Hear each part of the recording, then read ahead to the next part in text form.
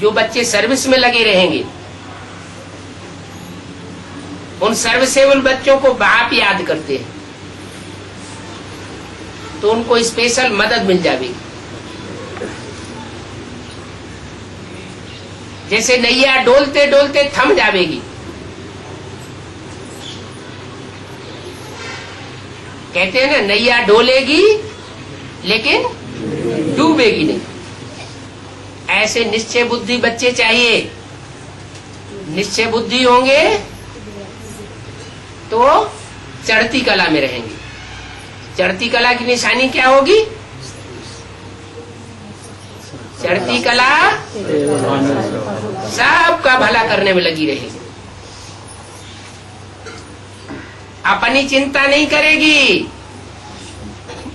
सर्व की चिंता में रहेगी। सब आत्माओं का भला कैसे हो, हमारा पराया अपना कोई है ही नहीं। आत्मिक स्थिति, रूहानी स्टेज, माना आत्मा आत्मा भाई भाई। अगर ईर्ष्या देश आता है, इसका मतलब आत्मा आत्मा रूह है, बाप का बच्चा नहीं बुद्धि में बैठा है। जब ये बात बुद्धि में बैठ जाती है कि आत्मा आत्मा भाई भाई है, तो किसी के साथ स्नेह है और किसी के साथ विद्वेष है, ये ठहर नहीं सकता। अभी बाप कहते हैं अभी लास्ट चांस को गवाना नहीं है, अभी मालाएं तैयार होने वाली है।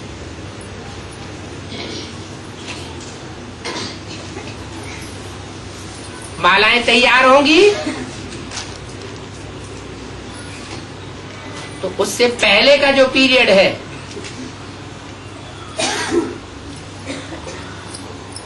वो बहुत हड़कंप मचाने वाला होगा। अभी भी शांति चल रही है। शांति के टाइम में हर आत्मा अच्छे से अच्छा पुरुषार्थ कर सकती है। ये चिंता नहीं करनी है कि अभी तक पुरुषार्थ में कुछ बढ़ोतरी तो हो नहीं पा रही है, पीछे ही हटते जा रहे हैं। स्वर्ग कैसे बन जाएगा?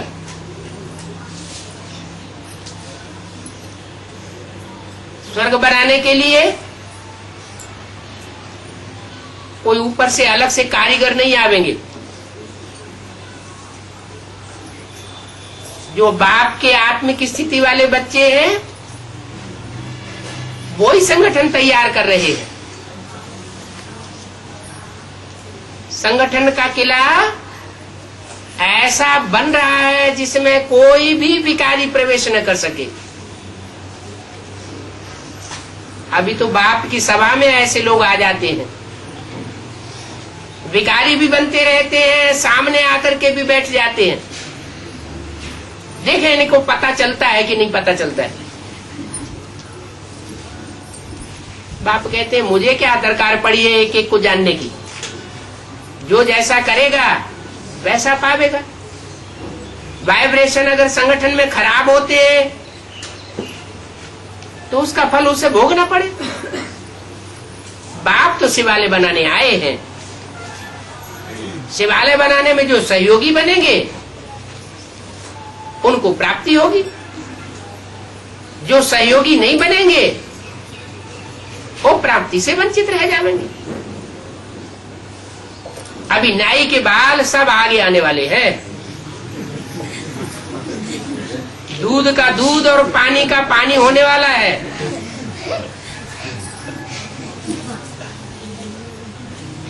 अपने अंदर कोई बहुत चालाकी न समझे,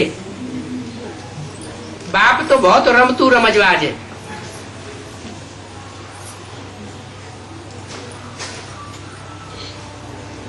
बाप तो हर आत्मा का कल्याण चाहते हैं।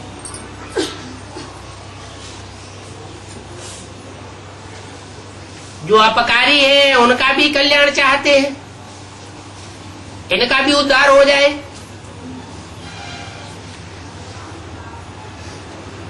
लेकिन उद्धार करने वाले पहले अपनी बुद्धि को ऊपर ले जावेंगे।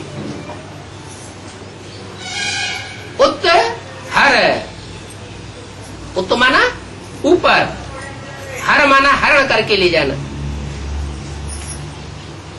अगर बुद्धि लगातार ऊपर बनी रहे, जैसे हवाई जहाज में जाते हैं तो नीचे की चीजें छोटी छोटी दिखाई पड़ती है, तो जिनकी बुद्धि ऊपर आम रहती है वो नीचे की बातों को छोटा छोटा समझेंगे, हल्का हल्का देखेंगे। इस दुनिया की परेशानियां, इस दुनिया की परिस्थितियां तो बढ़ेंगी, कम नहीं होने वाली है, लेकिन उपराम स्टेज एक ऐसी स्टेज है जिसमें कितनी भी परिस्थिति पहाड़ जैसी हो, छोटी दिखाई देगी। और जब परिस्थितियां छोटी दिखाई देंगी तो उनके ऊपर विजय प्राप्त की जा सकती है। जिनकी बुद्धि उपराम नहीं रह पाती है, इस दुनिया में ही बुद्धि लगी रहती है, उनको बाबा चमगादड़ का मिसाल देते हैं।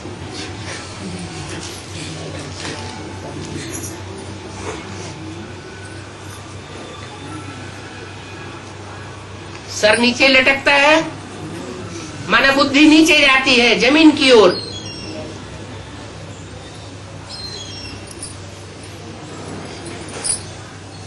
तो जमीन की ओर बुद्धि जाती है तो जड़त्वमयी बुद्धि होती जाती है। जड़त्वमयी बुद्धि हो जाएगी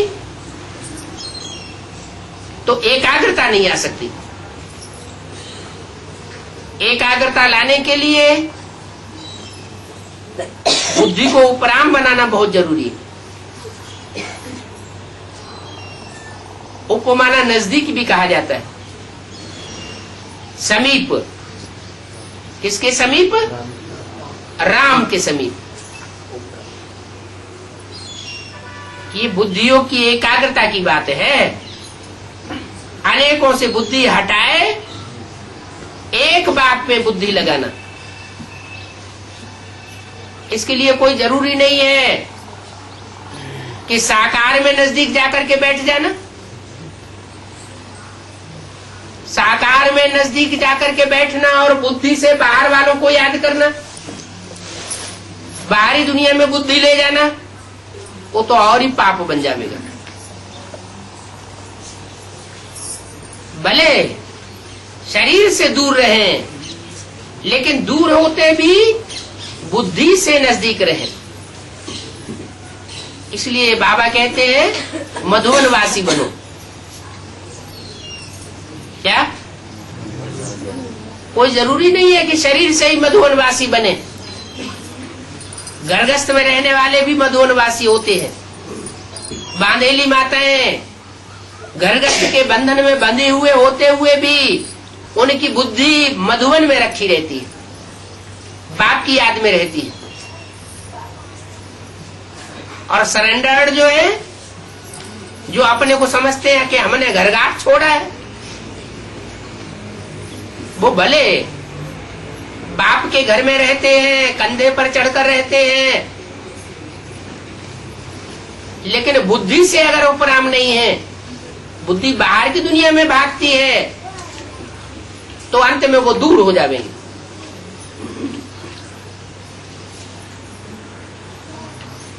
अभी तो सब बच्चों को परमधाम वापस जाना है।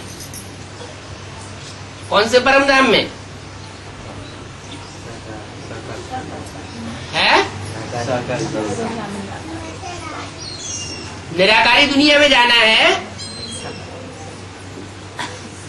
या इस सृष्टि पर जो निराकारी दुनिया बनेगी उसमें जाना है? ये जो फैलाया हुआ है ये छोड़ सकेंगे? है? पड़ेगा। जब पड़ेगा तो मजबूरी हो गई, वो तो खींच लिया सो खून बराबर, उसमें तो प्राप्ति होने वाली नहीं है। जो सहज सहज होता है वो प्राप्ति की चीज है। तो बाप अभी कहते हैं कि दुनिया के सारे धंधे धोरी अब चौपट होने वाले हैं, सब धंधों में नुकसान होने वाला है। तो उन धंधों से बुद्धि को खींचते जाएं। क्या करें फिर? ईश्वरीय सेवा में बुद्धि लगाते जाएं, प्लानिंग करें। ऐसी ऐसी प्लानिंग जिनकी बुद्धि में चलती रहेगी कि कैसे इस दुनिया से उपराम होवे, तो वो निराकारी संगठन में पहले पहुंचेंगे। जो जितना जल्दी पहुंचेगा वो उतना ऊंचा नंबर लेगा। निराकारी बनने के ऊपर सारा मदार है। निराकारी बनेंगे, निर्विकारी बनेंगे, निर्विकारी बनेंगे, अहंकार देह का नहीं रहेगा। देवताओं को देह का अहंकार होता ही नहीं, देह का सुख भोगते नहीं। वो तो श्रेष्ठ इंद्रियों का सुख भोगते हैं, ज्ञान इंद्रियों का।